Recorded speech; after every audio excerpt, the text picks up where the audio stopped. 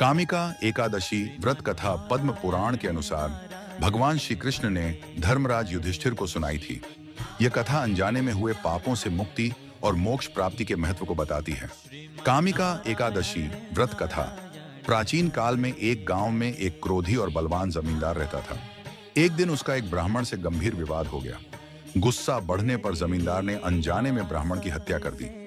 ब्राह्मण की हत्या ब्रह्म हत्या के पाप से जमींदार बहुत दुखी और ग्लानि से भर गया। वह अपने पाप का प्रायश्चित करने के लिए ब्राह्मण के अंतिम संस्कार में शामिल होना चाहता था, लेकिन स्थानीय पंडितों और ऋषियों ने उसे पापी मानकर उसके घर भोजन करने और उसके किसी भी धार्मिक कार्य में शामिल होने से मना कर दिया। हताश होकर जमींदार ने एक ज्ञानी ऋषि से पूछा, हे ऋषिवर, मैं इस भयानक पाप के बोझ से कैसे मुक्त हो सकता हूँ? ऋषि ने उसे श्रावण मास के कृष्ण पक्ष की कामिका एकादशी का व्रत पूरी श्रद्धा और निष्ठा से रखने की सलाह दी। ऋषि की आज्ञा मानकर जमींदार ने एकादशी का कड़ा व्रत रखा और रात भर भगवान विष्णु की मूर्ति के पास बैठकर जागरण किया।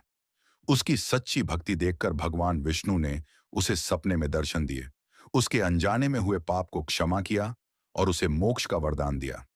कामिका एकादशी का महत्व और नियम। भगवान ब्रह्मा के अनुसार इस कथा को सुनने या पढ़ने से वाजपेयी यज्ञ के समान पुण्य फल मिलता है।